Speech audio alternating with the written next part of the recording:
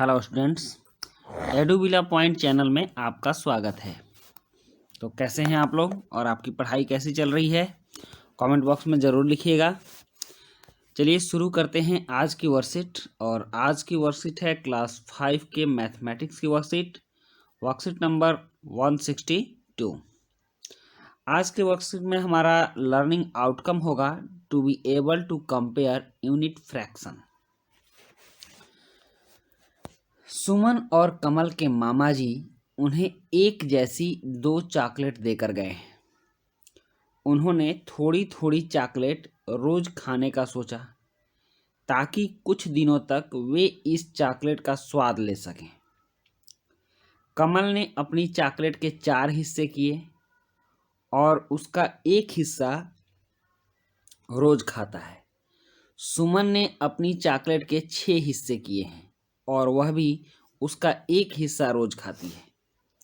यह देखिए, यह कमल का चॉकलेट है और यह सुमन की चॉकलेट है। अब एक चीज और आप देख लीजिए कि पिछले वर्कशीट में हम लोगों ने जाना था कि किसी चीज को 2 बराबर हिस्से में जब हम बांटते हैं तो एक हिस्से को 1/2 बोलते हैं, और किसी चीज को जब 3 बराबर हिस्से में बांटते हैं तो एक हिस्से को 1/3 बोलते हैं, और जब किसी चीज को 4 बराबर हिस्से में बांटते हैं तो उसको 1/4 बोलते हैं। इस कॉन्सेप्ट को आप समझे रहिएगा। जब 2 हिस्से में बांटते हैं तो 1/2, 3 हिस्सा में बांटते हैं तो 1/3, और 4 हिस्से में बांटते हैं तो 1/4। अब कमल और सुमन की चॉकलेट देखकर क्या आप बता सकते हैं कि कमल एक दिन में चॉकलेट का कितना हिस्सा खाता है? तो आप देखिए, इसने 4 हिस्से कर रखे हैं और एक हिस्सा खाता है, इसलिए कमल एक दिन में 1/4 हिस्सा खाता है। इस तरह से कमल की चॉकलेट कितने दिनों में खत्म होगी? तो कमल की चॉकलेट 4 दिनों में खत्म होगी। और सुमन एक दिन में चॉकलेट का कितना हिस्सा खाती है? तो सुमन एक दिन में चॉकलेट का 1/6 हिस्सा खाती है, मतलब 6 हिस्से में से एक हिस्सा खाती है। इस तरह से सुमन की चॉकलेट कितने दिनों में खत्म होगी? तो सुमन की चॉकलेट 6 दिनों में खत्म होगी। अब सुमन ने कमल से पूछा कि भैया, आपकी और मेरी चॉकलेट तो बिल्कुल एक जैसी थी, पर मैंने आपसे ज़्यादा चॉकलेट कैसे खाई? कमल ने बताया कि सुमन, तुमने चॉकलेट के 6 हिस्से किए थे जबकि मैंने 4 हिस्से किए थे। चॉकलेट के ज़्यादा हिस्से करने के कारण तुम्हारी चॉकलेट का प्रत्येक हिस्सा मेरी चॉकलेट के हिस्से से छोटा था। जैसे यहाँ दिया हुआ है, 1/6 हिस्सा से बड़ा होगा 1/4 हिस्सा। मतलब कि यह तो 4 हिस्से में ही एक हिस्सा खाया और इसने 6 हिस्सा किया, उसमें से एक हिस्सा खाया।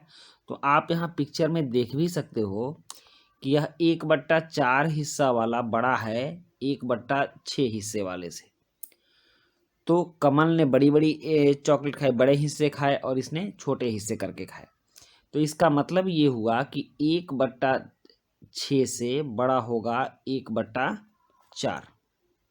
समझ गए? अगर ऊपर वाला अंश समान रहे और नीचे वाला हर अलग अलग रहे तो नीचे वाला छोटी संख्या जिसका हर होगा वह भिन्न बड़ी संख्या के हर वाले भिन्न से बड़ी होती है। तो इस चीज को हम समझ गए।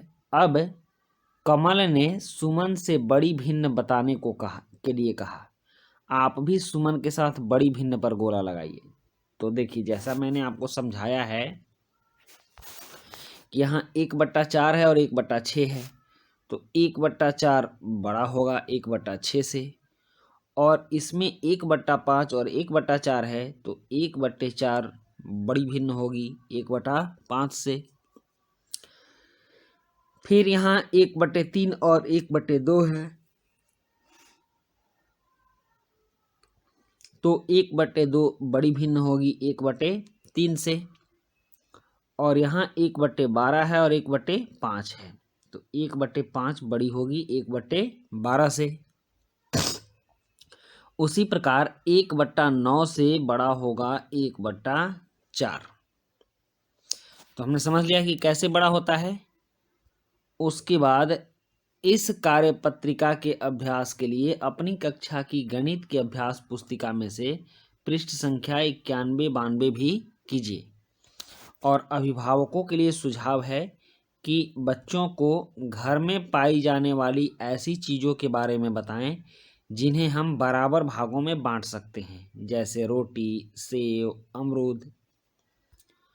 तो ये रही हमारी आज की वर्कशीट। और आज की वर्कशीट में हम लोगों ने बड़े छोटे भिन्न के बारे में समझे और यह काफ़ी आसान भाषा में हम लोग समझ चुके हैं।